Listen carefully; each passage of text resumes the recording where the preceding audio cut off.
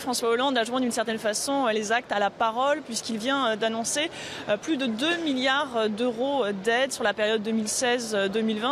pour ces énergies renouvelables et dont une partie précisément doit permettre d'atteindre 20% de l'objectif qui est de produire 10 gigawatts d'électricité via des énergies renouvelables dans ces pays africains. Et puis une autre partie de cette enveloppe doit permettre de financer des projets au niveau des gouvernements, enfin initiés par des gouvernements,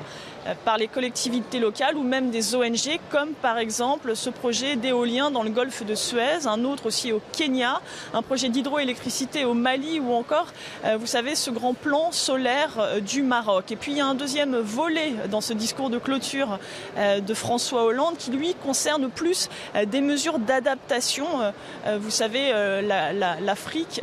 fait la première victime de ces dérèglements climatiques, donc il s'agit de s'adapter à la fois à la déforestation, à la sécheresse, à ces inondations. Et là, ce serait 1 milliard d'euros qui serait consacré par an d'ici 2020 dans des investissements, notamment, disons, d'agriculture durable, raisonnée, mais également dans des projets d'irrigation, de reboisement, cette fameuse muraille verte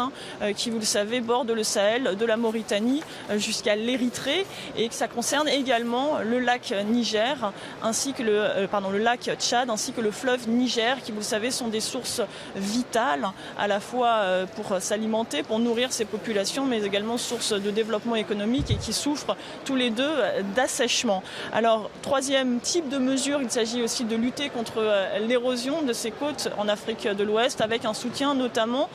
aux services météorologiques. Donc, vous voyez à peu près 3 milliards d'euros annoncés ce matin, même si on n'a pas le détail de savoir s'il s'agit d'argent frais, s'il s'agit d'aide au développement recyclé, s'il s'agit de dons, de prêts. Mais voilà, c'est de l'argent qui vient s'ajouter aux 16 milliards déjà promis par la Banque mondiale. Et ici, on insiste sur le fait que ces financements, ces projets concrets, ces solutions pour l'Afrique sont aussi importantes que le fait de trouver un accord à 146.